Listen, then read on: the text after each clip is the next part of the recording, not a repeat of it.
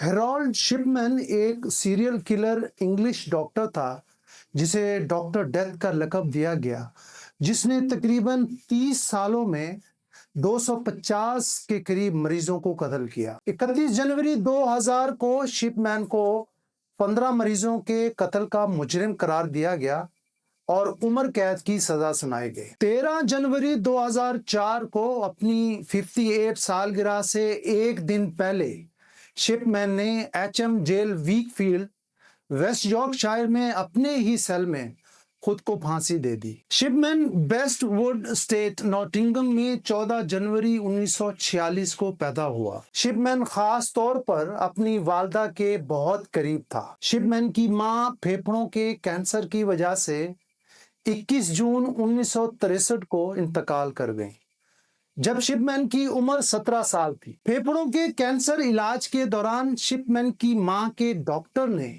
Morphine टीके का बहुत ज्यादा इस्तेमाल किया, जिससे शिपमैन अपनी वालदा के दर्द को कम होते हुए देखा, जो बाद में शिपमैन का अपना तरीकाकार बन गया और उसने अपने मरीजों को दर्द को कम करने के लिए बहुत सारी मॉर्फिन का इस्तेमाल शुरू कर दिया, जो उनकी मौत का सबब बने। वो जनरल प्रैक्टिस में डॉक्टर बना।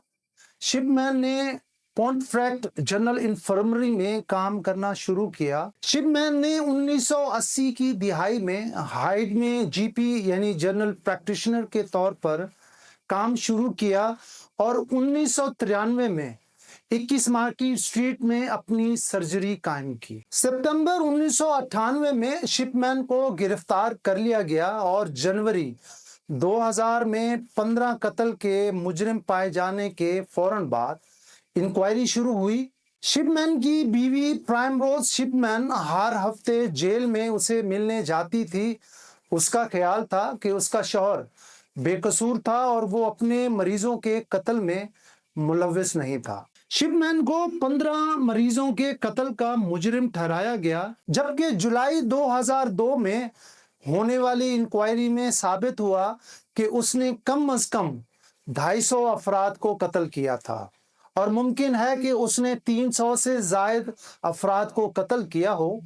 इंक्वायरी में तकरीबन 2,70,000 पाउंड की लागत आई और तकरीबन 2500 गवाहों के बयानात लिए गए। इंक्वायरी में मौत के इंदराज, अद्वियात के नुस्खे और डॉक्टरों की निगरानी के अमल में बड़ी खामियां पाई गईं। मजमूई तौर पर 15 मरीजों की अमवात के लिए शिपमैन को सजा सुनाई गई थी। इस इंक्वायरी से यह नतीजा अखज किया गया कि 1971 से लेकर जब वो पॉन्टफ्रेक्ट जनरल इन्फर्मरी में काम कर रहा था, अब तक तकरीबन 250 मरीज हलाक हुए।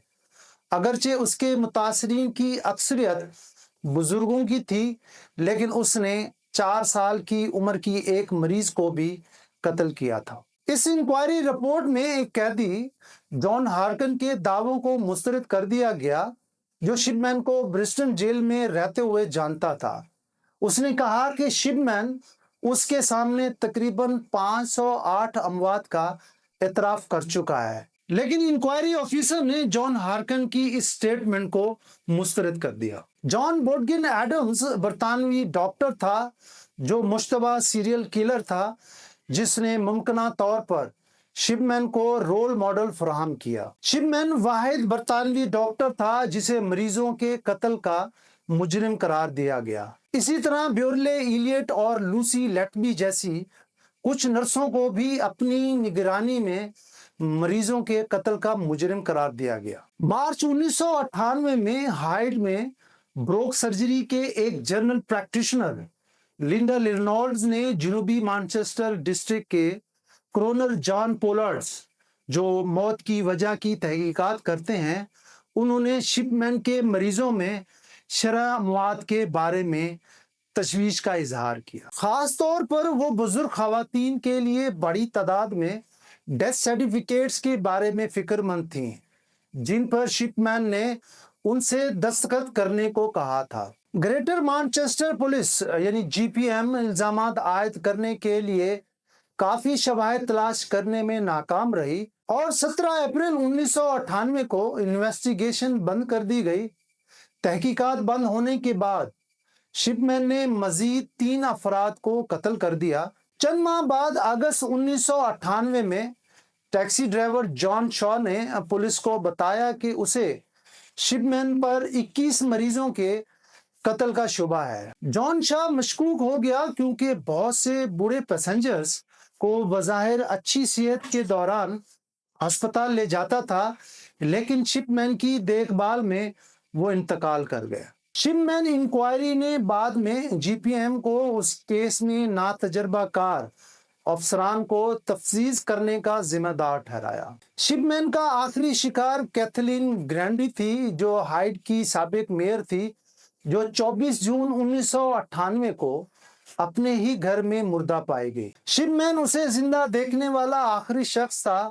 بعد میں شپ مین نے اس کی ڈیتھ سرٹیفکیٹ پر سائن کیے، جس میں موت کی وجہ بڑھاپے کے طور پر درج کی گئی۔ گرینڈی کی بیٹی سالسٹر انجیلیا ووڈرف اس وقت تشویش میں مبتلا ہو گئی جب ساتھی وکیل برائن برجس نے اسے مطلع کیا کہ بظاہر اس کی والدہ نے اس کی وصیت کی تھی۔ اس وصیت کی صداقت کے بارے میں انہیں شکوک پیدا ہوئے۔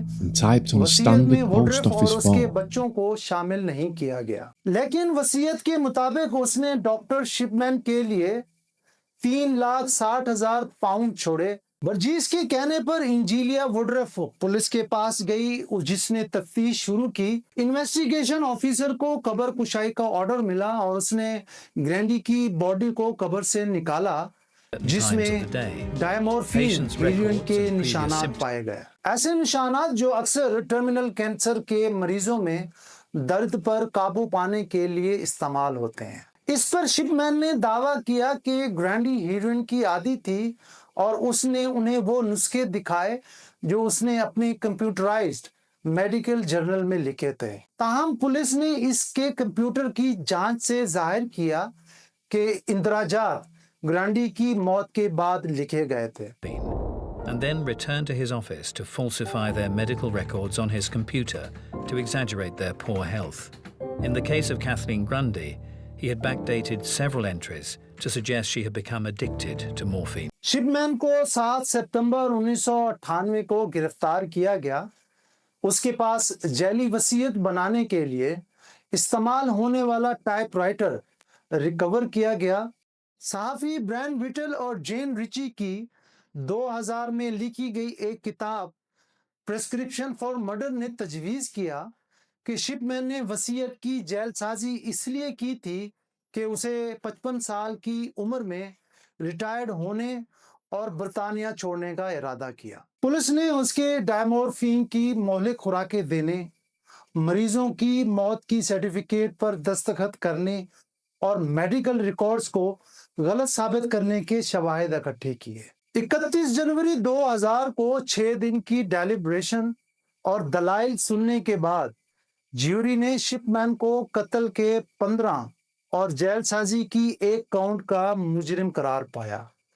مسٹر جسٹس فوربز نے بعد ازاں شپ مین کو قتل کے تمام 15 کاؤنٹس پر پوری زندگی کے لیے عمر قید کی سزا سنائی اور اسے گرینڈی کی وصیت کو جیل سازی کرنے پر مزید 4 سال کی سزا سنائی۔ Was found guilty on all 15 counts of murder and 1 of forgery. He was sentenced to 15 life sentences. شپ مین نے اپنی عمر قید کی سزا سیریل کلرز کے ساتھ گزاری۔ شپ مین جیل میں رہتے ہوئے ساتھی سیریل کلر پیٹر مور کا خاص دوست بن گیا۔ شپ مین نے اپنی 58 سالگرہ کے ایک دن پہلے 13 جنوری 2004 کو H M jail Wakefield میں اپنے ہی سیل میں خود کو پھانسی دے دی۔ He'd hanged himself using his bed sheets. He wasn't on suicide watch. Harold Shipman killed more people than anyone else in British peacetime history. He was convicted of 15 murders, but those were just the tip of the iceberg. An inquiry later decided that he had definitely killed a staggering 215 victims, all of them patients he was supposed to be caring for.